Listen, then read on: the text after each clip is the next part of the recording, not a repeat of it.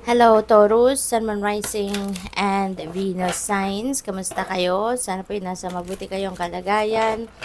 Welcome back po sa Star Tarot. At kung bago kayo dito, welcome din po kayo. Please subscribe, like, share my videos, and leave me a comment kung naka-resonate po kayo. Thank you. So, tignan natin ano mga messages para sa inyo. We have justice.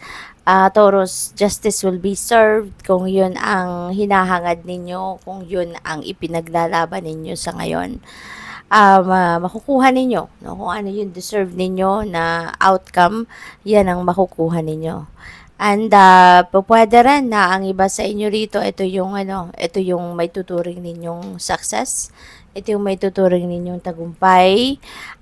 Kasi pwede, no, na matagal na ninyo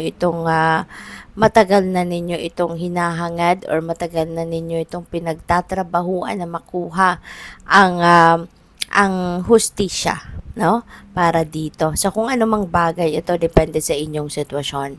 At ang maganda rin dito, no, simula ngayon, no, baka magsisimula na din ninyong makuha or tawag dito, makuha yung balanse sa buhay ninyo. So things are going to be back in order. Things will be back in things will be back in order na sa ngayon. Maayos mo na ang lahat ng kung ano man ang mga dati siguro hindi ninyo mapagtuunan ng pansin, mga naniniglect ninyo. Ngayon magkakaroon na kayo ng oras para dyan, maaasikaso nyo na yan. Kaya magiging maayos na din ang lahat kasi kumbaga kung ano man yung mga naniglect ninyo noon, ngayon mapagtutuunan mo na yan ng pansin. May babalik mo na yung yung balance, kumbaga, no? Page of Swords, pwede na ang iba sa inyo rito baka nag-aaral or maybe going back to school para mag-aral. Maybe you are also seeking for mentor, for teacher na makakatulong sa iyo. Baka one-on-one, ang gusto mong sitwasyon dito. One-on-one kayo ang tawag dito, mag-aaral ka, no? Merong mag-tutor, kumbaga, no? So, pwedeng ganun din ang hinahanap ng iba sa inyo rito. You are, nakikita ko din dito na marami na kayong alam, no? Academic knowledge, wisdom, diba? Marami na kayong alam, Taurus. So, na kayo, talagang learned, no? Masasabi ninyo sa sarili ninyo na ganun kayo. Kaya napakaganda dito kasi, kayo lagi you are always curious about something. You always want to learn something new. Yung ganon. So, what else?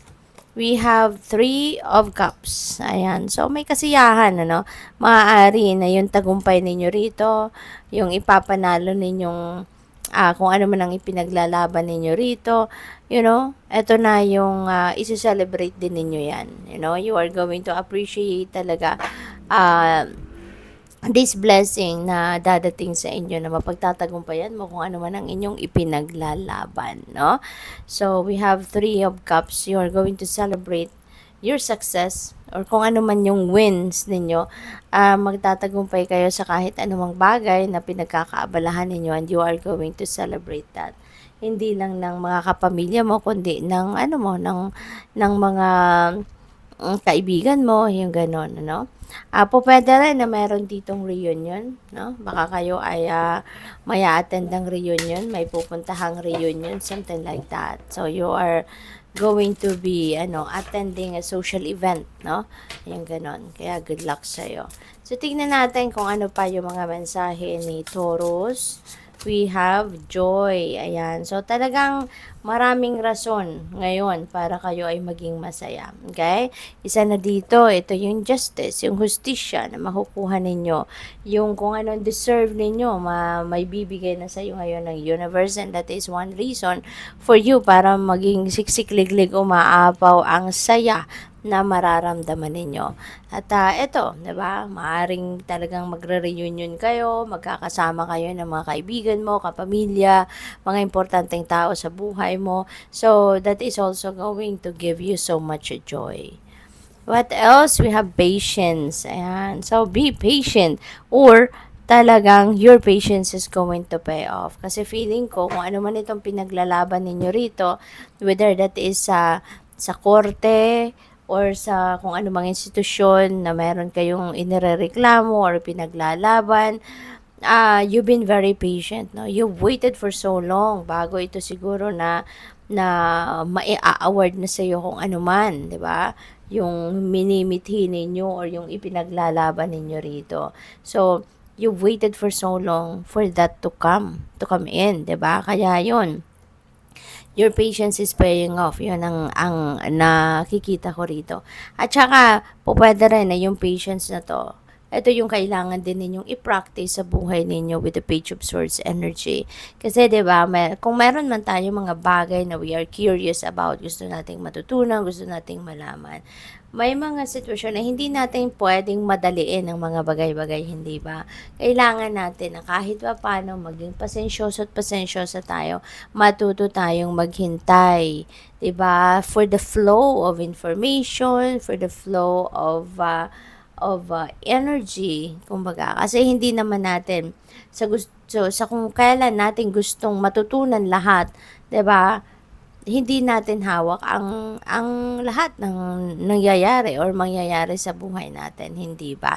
Kaya there is a pakiusap sa inyo ang universe na always practice patience. Kasi may mga bagay na hindi natin kontrolado.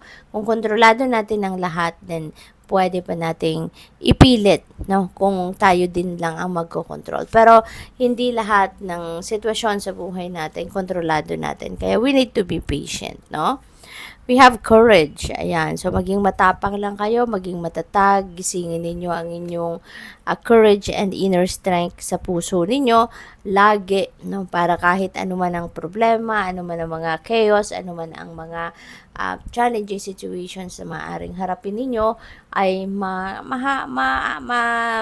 lalagpasan ninyo yan kung matatag kayo, matibay kayo, 'di ba? Kasi always remember that strength, no, can move mountains. Kahit gaano man ka hirap ang problema, no, na or challenge na maaring kinakaharap ninyo, kung matatag kayo, malalagpasan ninyo yan. Hindi kayo basta-bastang matitibag. So, good luck sa'yo. Thank you for watching. Love and light. Namaste.